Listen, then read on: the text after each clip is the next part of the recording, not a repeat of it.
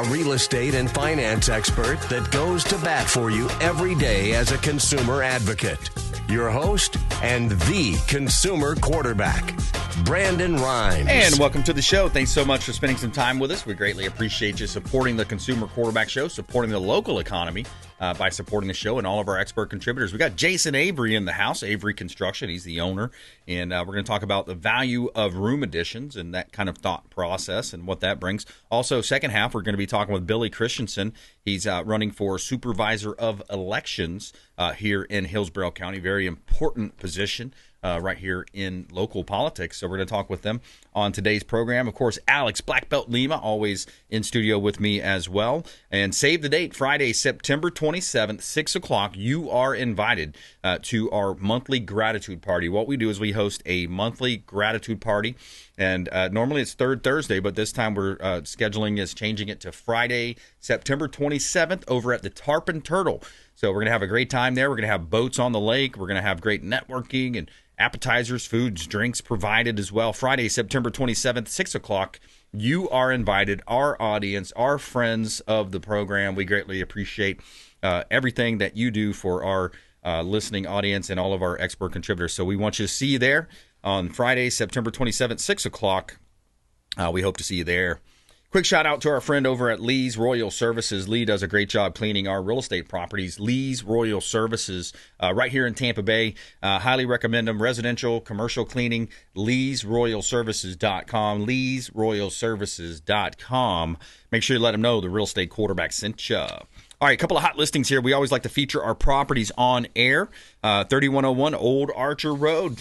We have these awesome pre-construction luxury condos in Gainesville, Florida. 92 units. We're about 25% sold out in just 3 months. So we're doing a great job. The sales team's up there working hard at the model every day.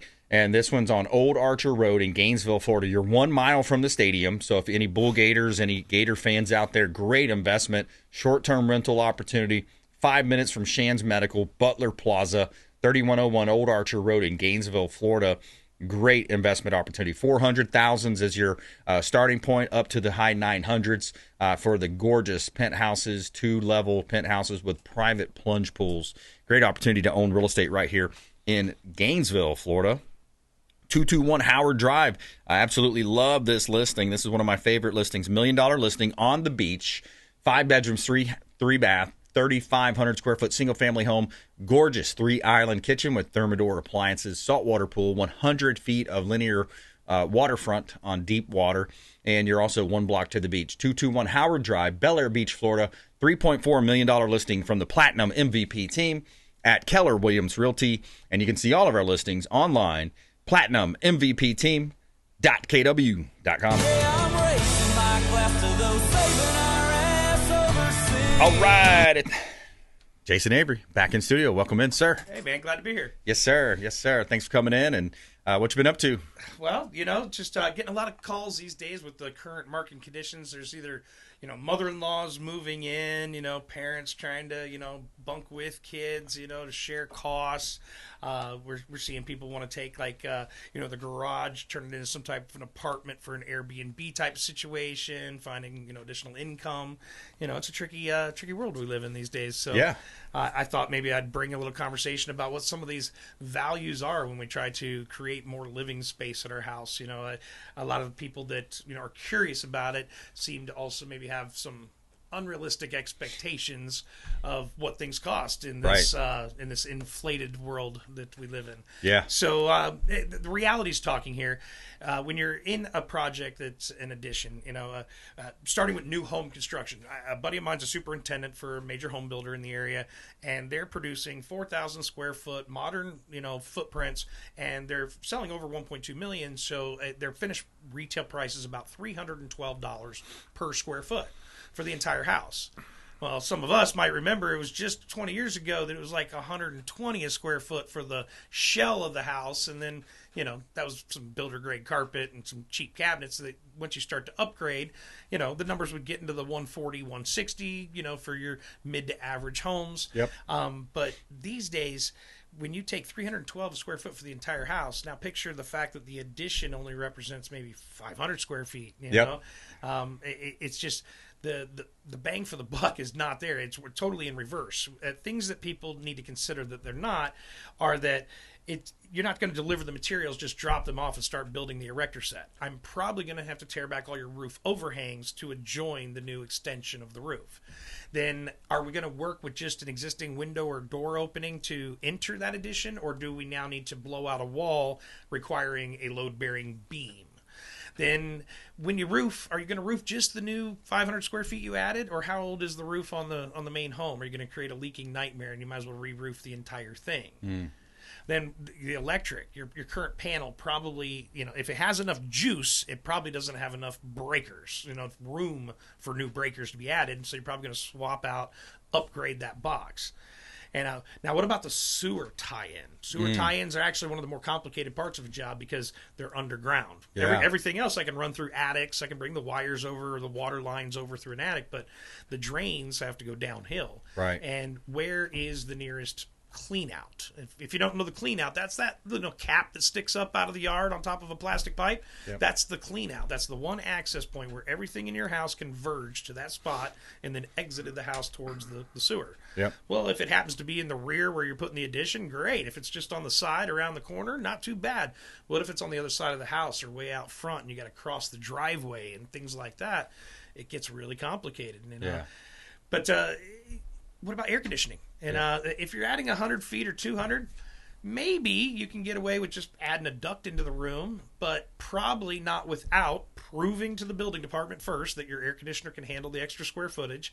And if it was borderline, maybe you have to add extra insulation into your attic throughout the entire place, or upgrade your windows, or do something to get a better R value to make that work. Right. Anything over couple 300-400 square feet now is almost automatic. I'm either adding a separate unit, like a mini split they call it, or I'm going to upgrade the unit for the entire house to add that ductwork. And all these extra expenses. But I still need a dumpster just like I needed on the big job. I still need a permit like I needed on the big job. Still had to set up and break down my scaffolding. But then each phase of the work, and I'm not hanging 400 sheets of drywall with a team. I have to hang 15 or 20 or something much smaller. Yep. That good drywall crew, it's either I got to work with the crappy drywall crew that you don't want, or I got to pay the good drywall crew the premium to get them on the job. Right. And so, in picture, that's one of the many trades associated with this. Every phase is exactly the same. The roofer doesn't want to do 500 square feet. You have to pay him a super premium to get that done and tie it in and guarantee it's not going to leak in the next 90 days, Yep. So all these expenses do add up. The concrete, I can't just back up the truck and drop it in the hole. I've got to rent a concrete pump to pump that concrete back there. So I know this conversation sounds like a lot of gloom and doom, but this is the reality, so that those thinking about an addition or converting a garage into living space or something to that effect can really understand what the challenges are, so they're not totally sticker shocked when they get the contractor to their door. So reality talking, it's going to be $250 to $300 per square foot just for the shell. And then what do we want on the inside? Nobody that ever builds an addition with me ever wants laminated cabinets and countertops or linoleum for their floors. Yeah. Or fiberglass shower. They want either porcelain or hardwood on the floor. They want wood cabinets and quartz countertops, and they want a porcelain shower with glass accents and recessed shelves, and the list goes on. The dominoes fall, and so tends to put those people at the upper echelon of pricing per square foot anyway. Right. So reality talking, if you were trying to build a 500 square foot addition, you might be spending $250,000 to $270,000 doing it, because you then also spend a chunk on the roof and the beam and the other things that had to happen just to make the project feasible and possible. So this is the world we live in today, and you can thank some of the policy in the world today for inflating things to that extent. Materials had spiked way up in the beginning to where we got hurt because we didn't yet have escalation clauses in our contracts. That was never a thing. And so we got hurt along the way in the beginning when shipping channels froze up and stuff. And then, since then, materials, they came down a little, but they didn't come back down to where they were. Right. Every subcontractor had raised their price. Again, you got electric and plumbing and air conditioning and roofing. The GC has to bring all these licensed trades to the table and tie them together under a permit. So beyond all the building trades that we handle in-house. So it's just what to expect out there if you're thinking about having mother-in-law move in, or you're having a kid on the way and you want to build an extra room for them. Whether or not you can do the room, there's a whole nother series of questions. And we've talked in the last episodes I've been here about like FEMA and flood zones. Yeah. If you're in a flood zone, you probably can't even do the addition you want to do. Wow. They don't want more stuff on the ground floor. And everything out there has to be built up out of the floodplain. So you probably if you're in a flood zone, forget about it. You probably can't do an addition. And maybe you could build out underneath an existing roof inside the garage, or maybe inside the porch. But things to consider there. That garage concrete floor is not the appropriate thickness. It's 2 inches thick, and it's pitched so that water would roll out of the garage. It has to be brought up to the 4-inch thickness with the rest of the house. Right. And your same questions about air conditioning. The garage typically has no insulation in it. It's all going to be insulated, and besides being drywall and textured painted floors. But how are we going to get the drains out? Again, we're going to chew up concrete. We're going to dig out concrete first before we level up and find the path of least resistance to get to the outside of the building and tie into that sewer. Right. Same with porches out back. The patio slabs are not thick enough. You got to add outlets around the perimeter. People think they're just going to put glass in between where the screen walls were. As soon as you add the glass, that's livable. Now we got to have the air conditioning. We got to have the right floor thickness. We got to have the electrical outlets. We got to be able to hit a light switch on our way out the door, and then if we go to an exterior door, hit another switch to turn it back off, and turn on another switch for the light outside. Right. These are all code requirements that come along with proper building in Florida. Yeah. Wow. Yeah, it's interesting because there are misconceptions. People just think it's going to be easy. And then sure, it's a small project. I hear this is just a small project. Small project. Just a few hundred square feet, Yeah, exactly. Now, let me ask you this. So if you have an existing home, an existing structure, you're probably more cost effective to be able to add onto that structure than you were to be able to do an in-law suite down by the water, for example, or on the other end of the lot, right? Yeah, so in a lot of places, and again, it comes down to zoning and maybe HOA, and who's the regulating authorities that are babysitting you on this stuff. And so often you can't just build a detached structure that's going to be another livable space. If it was going to be such a thing, it would have to be attached to the main structure in some ways. Now, if it's not exactly right beside it attached, it might be attached with a little catwalk or something, but a roof that connects one side to the other. And certain restrictions come into play in certain areas like that where you can't just have another livable space because you want to. Right. Yeah, that's interesting. And Jason Avery here on the Consumer Quarterback Show. Avery Construction, Avery Home Remodeling, longtime friend of the Consumer Quarterback Show. Highly recommend him and his team for any additions and construction and remodels, things of that nature. Reach out to the show. We'd love to connect with you. 727-263-3707. Call or text the show hotline. It's an off-air number, 727-263-3707. Call or text. Also online at consumerqb.com. Taking a quick break. We're going to come back and talk more with Jason Avery here in studio with us. Jason Avery, owner of Avery Construction, Consumer Quarterback Show, online at consumerqb.com. Thanks for listening to my daddy's show. Please make sure to send him all of your real estate deals and subscribe to the Consumer Quarterback Show podcast on iTunes and Spotify, or check out our YouTube channel. Have a blessed day. To get in touch with Brandon, call 727-263-3707. Online at consumerqb.com.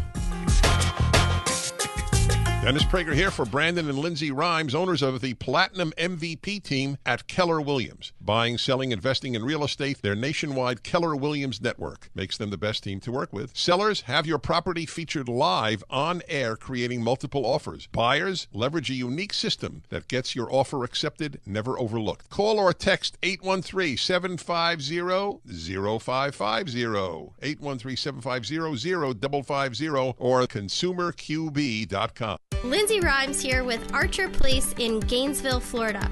Our luxury condo community is located only 1.5 miles from the University of Florida, 5 minutes to Shands Medical and Butler Plaza. Our buyers love the high-end luxury amenities in their building, including a state-of-the-art fitness facility equipped with Pelotons, the resort-style temperature-controlled pool accompanied with cabanas and grills, and the gourmet chef's kitchen in our clubhouse that overlooks the pool.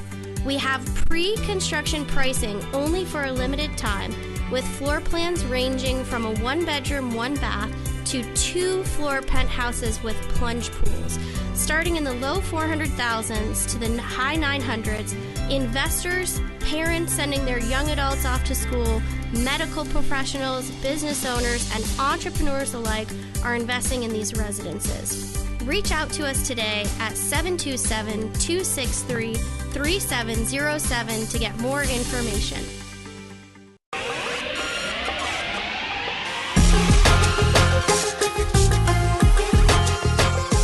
You're listening to The Consumer Quarterback, Brandon Rimes, online at consumerqb.com. Brandon is Tampa Bay's #1 consumer advocate for real estate and financial advice. Call Brandon today at 813-917-1894. And we're back. Brandon Rimes here in studio with Jason Avery, Avery Construction here on the Consumer Quarterback Show. We are also going to give a quick shout out to our friends over at Replenish IV Solutions, longtime friends of the program as well. Replenish IV Solutions. I love going down there and getting that vitamin infusion drip directly into the bloodstream, pumping in the B vitamins, the C's, and getting replenished. ReplenishIVSolutions.com. ReplenishIVSolutions.com. Make sure you let them know the Real Estate Quarterback sent you. All right, we got a property here at 14135 Cypress. This one is in Carrollwood. Great opportunity to own real estate. We've got a beautiful property. It's been remodeled here. Lighter colors. People definitely love that lighter color scheme now as well. This one's 14135 Cypress Circle in Tampa. It's in Carrollwood. Beautiful property. 2 bedrooms, 2 bath, 2 carport, 1,308 square foot single family home, villa style condo, Cypress clusters at Carrollwood Village. You have a community pool there as well, stainless steel appliances, and lots of updates here in beautiful Tampa Bay. Cypress Circle, beautiful property there. Gulf Boulevard, we've got another beachfront listing right on the beach. I love this one. You walk out your front door, you walk past your community pool, and you are on the sugar sand beaches and dolphin-filled waters of Indian Shores. It's 18522 Gulf Boulevard, Unit F. 3 bedrooms, 3 bath, 2,000 square foot beachfront condo, Indian Shores. Short-term rental approved. Yes, you can short-term rent it. And also only $250 per month as the low HOA fee. You can see all of our listings at platinummvpteam.kw.com. Try that in a small town. See how far you make it down the road. All right, Brandon Rimes here in studio with Jason Avery, Avery Construction. And Jason, I'm teaching a class. I got this Win with Sellers class coming up. I'm teaching over at the Pinellas Realtor Organization. I love teaching classes and giving back. And, speaking of that, you also have written books and you're out there consulting and training other business owners as well. Tell us a little bit about that side of your business. Yeah, so, contracting, especially in Florida, has gotten a very bad rap. So whenever I go do speaking engagement, the first question I ask on stage is, by show of hands, who here's heard a horror story about a contractor before? Yeah, there you go. Everybody raises their hand. And what I truly believe is that most of these contractors were good guys with good intentions, but maybe they were poor at communication. Yep. And they maybe, with less experience might not have been aware of some of the hazards of the project to be able to properly warn the client, of what to expect. That happens a lot. So when it comes to, coaching and consulting, often I'm finding men who are good at their craft, good at their trade, and I'm trying to teach them how to be a better businessman. Right. And so, what does that include? Well, first, knowing how to budget my job. So, a couple decades ago, I started, even working for somebody else, making my own Excel spreadsheet that I could track those expenses, because it seemed like subcontractors' pricing was all across the board. And if the electrician charged me $5 a piece this time, how come he's charging me $7 a piece this time? And I'd be like, what's up? Why did it change? I tracked it to know it was $5 and know it changed, and say, why was the extra $2? And he'd say, well, this time you turned them sideways. Okay, so let me add an extra row into my budget that says when you turn it sideways, add $2 more. Nice. And that way I could get it accurate the next time, and I could also hold that electrician's feet to the fire on, what the bill was, because I genuinely believe that many of my subcontractors really don't know how to price their own stuff accurately. They kind of look at the calendar and say, oh, the mortgage is due, and, spit out a number that makes sense to them that day, not anything that's consistent or something you can replicate. So I started replicating my pricing, and every month that thing was being revised with the newest version, updating and adding more features. Every time I ran into a surprise on a job, I'd either add a disclaimer that warned us about the surprise, or a line item option that says, okay, when you encounter this, add that. And so just more and more accurately creating the pricing. I teach guys how to do this. That's one of my introductory things as a consultant. For $500, I'll just give you my pricing sheet. It's only good for a few months anyway, and then it's all kind of out of date, and you got to always be working on it. But it's a template that helps make sure you don't forget anything. What started simple now has 950 rows of possibilities. Wow. Everything that I can do to build your house from the ground up. Yep. And then all the applicable surcharges when it applies, if you're under so many feet, or if you're up too high, or things of that nature. Yeah. So I teach people how to budget so that at the end of the day, they can actually make a profit. It's not a huge profit in our industry. It's a very small, tight margin, but you got to profit or you won't exist. But also so that you can accurately predict for the client up front what to expect. Because if you don't paint the clear picture, and then as you go, you're like, oh, well, that's an extra. Oh, that's an extra. Oh, that's an extra. You're going to change order them to death. Yep. And then the experience is going to be horrible. And why would they ever recommend you to anybody? Right.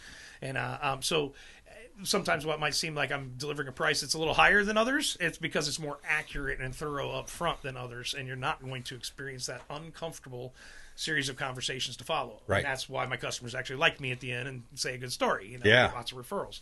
So I teach that to people. I teach also contractors how to project your cash flow, because cash flow is the most important thing. If you run out of cash, you're going to hit a brick wall.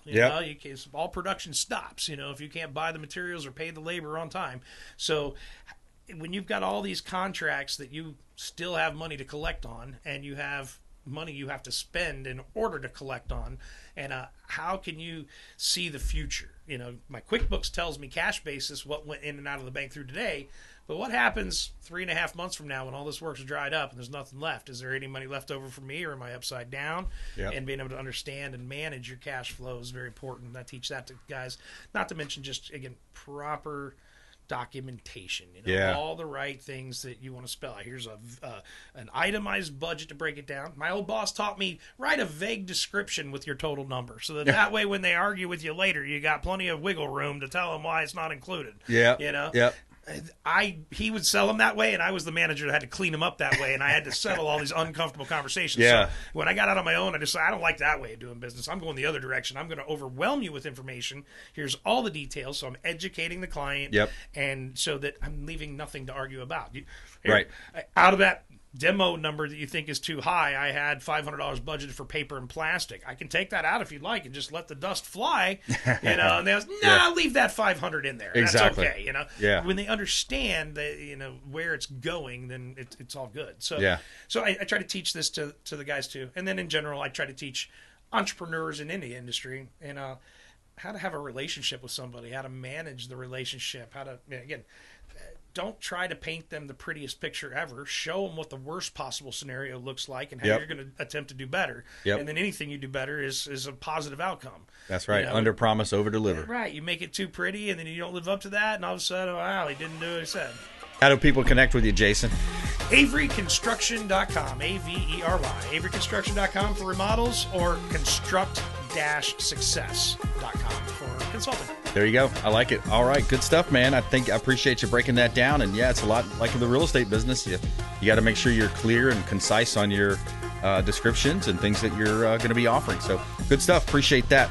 All right. Coming up, we're going to talk with Billy Christensen. He's running for Supervisor of Elections here in Hillsborough County. Important conversation coming up with Billy here on the program. Follow us online. We'd love to connect with you at Brandon Rhymes 1 at CQB Show. And please subscribe to their YouTube and Rumble channel out there. We'll be right back here on the Consumer Quarterback Show, consumerqb.com. Hey, I'm Ken Shamrock, and you're here with Consumer Quarterback Show. All right, welcome back. Brandon Rhymes here in studio. We're going to be talking with Billy Christensen. He's running candidate for Supervisor of Elections here in Hillsborough County. Very important position here. Coming up, we're going to talk with Billy in just a moment. Before we do, a couple of hot listings here from the Platinum MVP team at Keller Williams Realty. Always like to feature our listings on air. 2790 Pinellas Point Drive South. This one's in St. Petersburg, Pinellas County. Great opportunity to own real estate here in Tampa Bay. 2790 Pinellas Point Drive South. 3 bedrooms, 3 bath. 2236 square feet. Culinary enthusiasts will delight in this fully renovated kitchen. You have an open floor plan as well. Beautifully landscaped paver patio. You have a serene backyard there, gazebo, an enticing jacuzzi. 2790 Pinellas Point Drive South, St. Petersburg. Great opportunity to own real estate. You also have solar panels that are going to reduce your overall monthly bills as well. 719 7th Street North, St. Petersburg. Great opportunity again here in Pinellas County. This one has the paver, the brick paved street. You're close to downtown, close to the beaches still. 2 bedrooms, 1 bath. You also have a bonus room. Just under 1,300 square foot single family home. And you are a great proximity here, close proximity to downtown St. Petersburg. Updates throughout the property, stainless steel appliances, granite countertops. You have electrical updated recently as well, new AC. Great opportunity here in Tampa Bay. You can see all of our real estate listings at platinummvpteam.kw.com. All right, I love that clip from Cole Swindell there, Billy. He's talking about raising his glass, all those veterans out there. And you are a veteran as well. Let's start there with a little bit of your background. Billy Christensen, welcome in. Hey, thank you, Brandon. I appreciate you having us. Yeah, I'm a veteran. I spent 9 years in the Air Force. I followed up with another 9 years at U.S. Central Command on MacDill Air Force Base here in Tampa, Florida. A couple of years in real estate. And then, as you know, we had some election integrity issues in 2020. We had a cyber hack of 58,000 voters' data, where social security numbers and driver's license numbers were stolen out of the Hillsborough County Supervisor of Elections office. And there's an ongoing 16-month FBI investigation, and we have not yet got an update. My wife was compromised in that hack, so we jumped in. We were asked to jump into this race.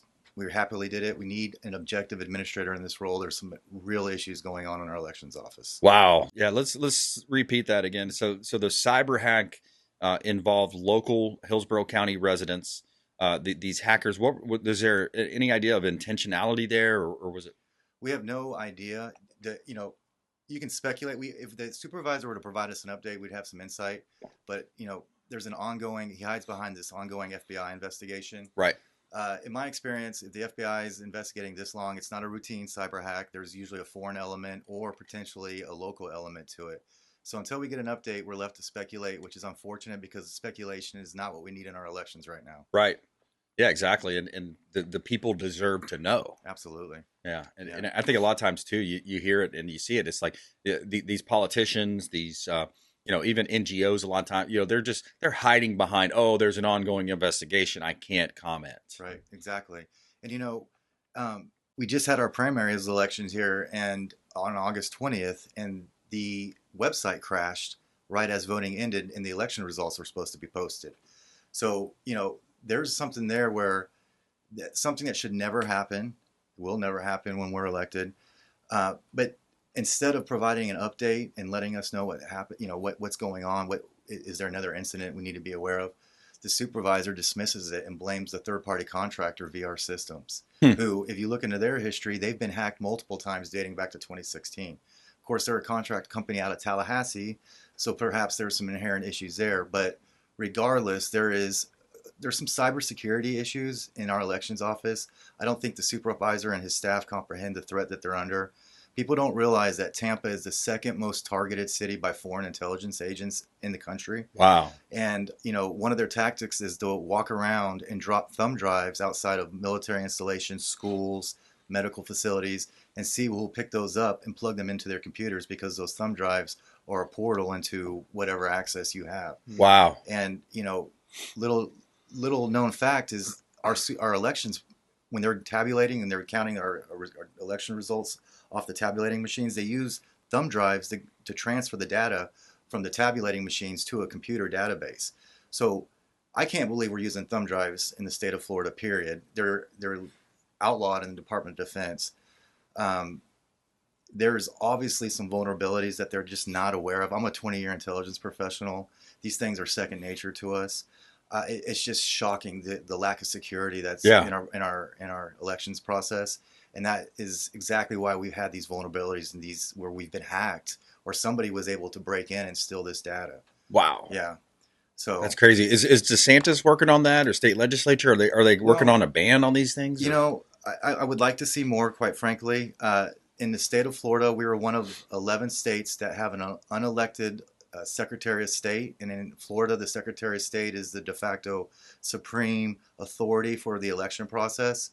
And they have the opportunity to interpret the election laws and subjugate that down to the elected SOEs. You know, we just had a Chevron ruling with the Supreme Court where non-elected bureaucrats can no longer make law. And I think we have a similar situation here in Florida in our elections process where we have a non-elected bureaucrat running the election process, and that inherently prevents accountability. Yeah. And I think what we're lacking overall, and this is in all the counties, is accountability in the process. Right. There's just no oversight. And we see that. We can ask questions about the data breaches, about blank ballots, about, quite frankly, anything. You won't get a straight answer from at least the Hillsborough County Supervisor. Yeah, it's interesting. If you just joined us, we're talking with Billy Christensen. His website is Billy4 SOE.com, and that's Supervisor of Elections, SOE meaning Supervisor of Elections. So Billy4 SOE.com, and yeah, it just seems like it's like the use of technology, the use of these machines, and especially with the 2020 debacle that we called a presidential election, you know, Trump up, and then all of a sudden, the votes actually came in, and now Biden won. I think people are fed up with that. It seems like, why can't we just do paper? Why can't we just go back to the old school paper, man? Well, and that's a great question, and I think that's the way it'll eventually go. But the state sets the laws on how we conduct the process, and until that's changed, the supervisors their hands are tied in that regard. I'd like to see some flexibility, and I would like to see a single day paper ballot count in person. That's the most secure process. It's done worldwide, so it can be done. There just needs to be enough momentum, within the community to push for that. And that comes from our local legislators. So if we want change in our election process, you need to start reaching out to our local state reps and state senators and press them for change, because that's where it'll happen. What else do we need to know, Billy? Last time Joshua Wostel was on the show, he had brought it to my attention that about the stadium funding. Like, there was all this money that went in, and it's a little bit complicated to try to describe and explain over air. But there was basically what's happening is these multi-billionaires are getting bailed out by taxpayers, and it's all kind of written into something that was subscribed to 20 years ago. Right. I mean, in every element of government, there's always some. That's why they have fraud, waste, and abuse offices, because there's always some element of fraud. Some of it's intentional, some of it's just inherent. And from what I've seen in the election office, it is not only intentional, but it's egregious. Mm-hmm. And just as an example, I think Commissioner Wostel brought up that same example. If you look on every pen that's handed out when you go to vote, it has Craig Latimer, Supervisor of Elections. And I did an inquiry into that. And just in the last year, he's purchased over 1.5 million pens at the expense of $350,000 of taxpayer funds to self-promote his name. If you drive around town, you'll see his name on every car, vehicle, on every building, on every shred of paper. Not only that, but they spend money promoting this 8-year-old award, that this Governor Sterling Award that the organization was given. Uh-huh. It happened 8 years ago. Wow. And it's like me saying I was captain of my football team back in 1998. Vote for me. It's just so irrelevant to what's going on here. You won that award, the organization won that award 8 years ago. You have nothing else positive to talk about in the 12-year tenure that you've been running our elections. Right. That's a red flag, people. Yeah. There's beyond the security issues. I mean, in the obvious, self-promotion. Yeah. There were 21,884 blank ballots cast in 2020. Wow. Which is 3% of the overall total votes cast. Wow. And that is an absolute election anomaly that should have been investigated, and it was completely dismissed. Right. It wasn't until both parties investigated that the supervisors are now required to keep an image of blank ballots for audit purposes. And in this last midterm, that 3% dropped to 0.00009% because now there's accountability. Wow. So it's troubling that there's all these obvious issues. Yep. And if you're the person that asks questions, you kind of get stiff arm. Right. I think the momentum's shifting to where if you're not answering the questions, now people are starting to look at you a little bit differently. Right. And that's what needs to happen. You know, I have personally no real political aspirations. We want to be an objective administrator for this process, the referee, if you will. Yep. So the rightfully elected politicians can go play in the muck and do what they need to do. Right. The supervisors need to be completely objective. Right. They don't represent any one party. They represent the process. It needs to be a partisan approach, or a bipartisan or nonpartisan approach. A bipartisan approach to allow the community to trust that the outcome is what is produced. Yeah. Because right now there's so many questions, so many unanswered questions, that it's opened up the process to speculation. And quite frankly, there's nobody out there that really believes the outcomes at this point. And it's evidenced by, in the last primary, there's a congressional Democrat candidate who filed a lawsuit for vote by mail fraud against other Democrats. He has a source that came to him and said, "I'm sorry to tell you, but we were paid to submit vote by mail ballots on behalf of your candidates." Wow. And this is on the Democrat Party side. So it's prevalent everywhere. We need to get it tightened up, and we need to secure our elections. Yeah, absolutely. We're talking with Billy Christensen, candidate for Hillsborough County Supervisor of Elections, a very important role here in our elections. And Billy, just tell me, how many pens did he buy again with taxpayer dollars? Yeah, he just in the last year, he spent $350,000 buying a little over 1.5 million pens. And that's just one strain of what's been spent. He's spent literally millions of dollars on self-promotion out of taxpayer funding.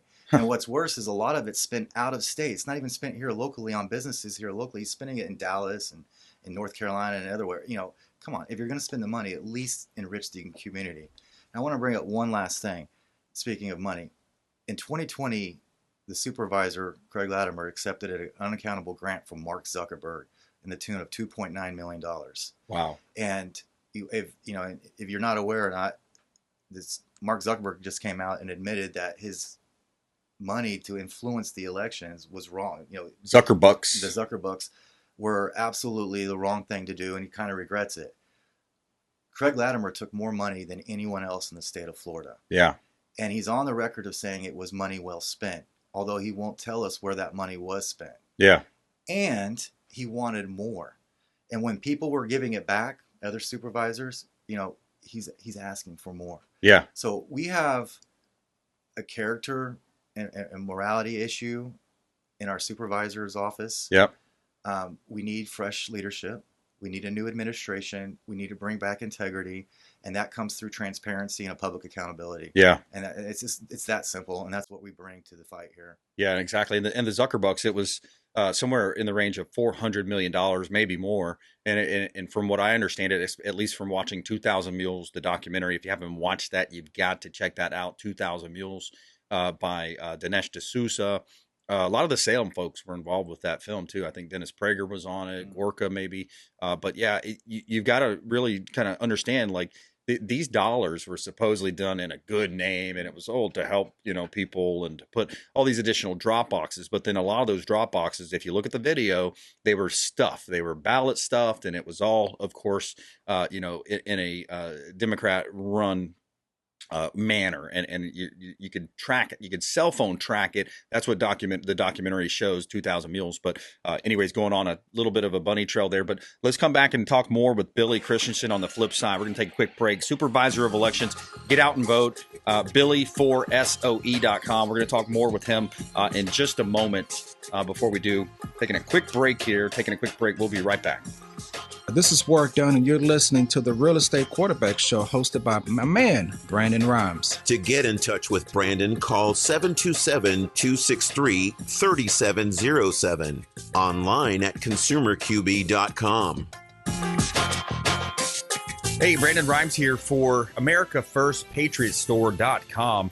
My wife and I shifted a lot of our buying habits, and we wanted to support companies that support our values, patriotic, Christian conservative companies. And you can find that online at AmericaFirstPatriotStore.com. Now, what you're doing is you're not spending any new money. You're simply buying a lot of the common purchases that you're buying every month for the kitchen, the bathroom, your shampoos, your laundry detergent, all types of great essential oils, vitamins, herbs, those types of products. And for you beef lovers, we have great beef products as well. Tenderloin, sirloin steaks, grass-fed beef available as well. So check out AmericaFirstPatriotStore.com. And I'd love to talk to you if you have any questions about it. There's also business opportunity there for you as well. 813-917-1894. And thank you so much for supporting our company, AmericaFirstPatriotStore.com. By simply shifting some of your buying habits, you're going to help support like-minded people, like-minded companies, and that can support you as well. Lindsay Rhymes here. My husband Brandon and I own the Platinum MVP team at Keller Williams, and our team of seasoned agents is ready to help you buy, sell, invest, and love the life you live here in Tampa Bay. Communication, execution, customer service, and bulletproofing transactions are really where our team shines. We service Hillsborough, Pinellas, Manatee, Pasco, Hernando, and Citrus counties, and we have seasoned agents in residential, luxury land, and commercial divisions. Reach out to us, your Christian realtors, and let us help empower you with the right knowledge to make smart decisions with your next transaction. Call us at 727-263-3707 today. Again, that number is 727-263-3707. Selling commercial, vacant land, or residential properties? Don't leave money on the table. List with the Platinum MVP team at Keller Williams Realty. I'm Brandon BRimes. You can reach me at 727-263-3707. Call or text 727-263-3707. Online at consumerqb.com.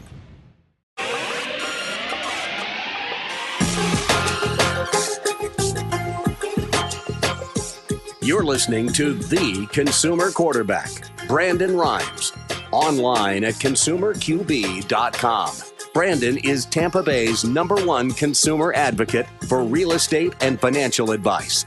Call Brandon today at 813-917-1894. And we're back. Billy Christensen in studio with us, running for Supervisor of Elections here in Hillsborough County. Talking with him here in just a minute. Before we do, a couple of hot listings here in Tampa Bay. 4931 Northeast 22nd Terrace. This is a property that we have listed in Ocala, Florida. A lot of bang for your buck the further north you go here. This one's 3-bedroom, 2-bath, 2,000 square foot listing from the Platinum MVP team. Highly sought after neighborhood here with no HOA. You have a fireplace there, a convenient split floor plan. You're close to the World Equestrian Center as well. Shopping, schools, and parks. Great opportunity to buy real estate here. You have a property at 4931 Northeast 22nd Terrace in Ocala, Florida. All right, we got a new listing here also at 15435 Southwest 33rd Street in Ocala as well. So we've got a lot of listings in that area in Ocala, Florida. 33rd Street here. This one's 5 acres, is zoned A1. Now, what you have here is an existing structure. So you got an existing 3-bedroom, 2-bath home that's 75% complete. So a great opportunity, kind of what we call a fractured project in a sense here in Tampa Bay. Solid frame with a durable metal roof. You have a lot of the documentation is going to be available as well. 15435 Southwest 33rd Street in Ocala, Florida. Great opportunity to buy real estate right here in beautiful Tampa Bay. You can see all of our listings at platinummvpteam.kw.com. This is God's country. All right, we've got a few minutes left here with Billy Christensen. And Billy, let's go into, we're in the final stretch here. We're in the run to the election. What's your plan going forward? Right. So, we're 60 days out from the election. October 3rd, vote by mail ballots actually go out. It's a change in the state of Florida now. You used to be able to they would automatically send out your vote by mail ballot. You now have to request it. There's a couple of ways you can do that. You can go to your local Hillsborough County or to your local election site and request it, or you could also call in. But whether you vote by mail, whether you early vote or you vote on election day, please get out and vote. That's our focus right now, is ensuring that people get out and vote. We had low turnout during the primaries. Less than 20% of the community came out to vote. And regardless of where you fall on the political spectrum, if you want your voice to be heard, you need to get out and vote. So we can't do it with 20%. We need a much higher turnout. And, we can all safely assume that based on history, there's going to be an element of fraud. We want to overwhelm it on our end to show, send the message that the community demands accountability in our elections right now. That's right. And that's what we're bringing, is absolute transparency and accountability. Yeah. So our focus is getting the vote out right now. Yeah, get the vote out, bring multiple friends with you, get down there and vote. Kind of like the Carrie Lake situation that happened when she ran for governor in Arizona, right? A lot of the Republicans said, hey, we're going to wait till election day. Right. And then lo and behold, you had all these issues on election day, and people were in these long lines, and you got single moms that had to go back and pick up their kids. Are they going to come back after they come back to vote? No, they're not. So what's your thoughts around vote by mail versus in person? Same day voting. Well, it's probably best right now, the way the system is set up, to get your vote in as early as possible. Right. To make sure it counts. Yep. There's just we have too many instances of exactly what you just talked about. Yep. We had it just happen here in the primaries where, again, at the end of the voting session, and just as the results are about to be posted, the sites crash. Yeah. Right. We just don't take any chances. Get your vote in early. Let your voice be heard. We know that there's fraud involved, and it's undeniable. It's national level attention at this point. Yep. And there are a lot of efforts in place to tidy that up. And kudos to the state. They implemented a series of laws to limit that fraud. But the NFL starts tonight. Yep. They're going to have probably 12 referees surrounding the field to make sure that nobody cheats. And if there's a bad call, it'll be, discussion for 3 days. Until. So we take following the rules very seriously. Yeah. We take safeguarding our money very seriously, and we want to take that same approach to our elections. Yeah. And start questioning people who dismiss your questions. Like, what is your resistance to securing our elections? Yeah. 93% of the community wants safe and fair and secure elections. Yep. Why is there resistance to adding administrative steps to the process, or accountability to the process? Right. Or putting a camera on a ballot box 24/7, or just telling how many people, or telling people how many ballots are in the actual ballot box, on the drop boxes. Up until the last election cycle, there was no accountability of how many ballots were being dropped off in the vote by mail ballot boxes. Yeah. So there's a lot of areas where we can secure and improve the process. And there's an element in the state of Florida that is absolutely resistant to that. And it's important that people start questioning why. Right. Because again, public accountability is the best form of management. Right. When we start bringing the issues into the public's eye, things will get resolved. The Supervisor of Elections is not a commonly known position amongst the average voter, and I was unaware myself. Yep. Did we get cut off? Billy4SOE.com. Find him online. Yes, sir. Billy, BILLY, the number 4 SOE.com. Billy4SOE.com. Support Billy Christensen, Hillsborough County Supervisor of Elections. Get out to vote. Overwhelm. I like the idea. Too big to rig, right? Yes, sir. Just like Trump says. Too big to rig. All right, Billy. Thanks for coming in, man. All right. Hey, another great show. I want to thank Jason Avery, Billy Christensen, Alex Lima, Mika, the whole team behind the scenes making the show happen. Please go out there and consider committing a random act of kindness. Do something kind for one another. Be a force for good in the community. And we'll see you next time right here on the Consumer Quarterback Show, consumerqb.com. You've been listening to The Consumer Quarterback, Brandon Rimes.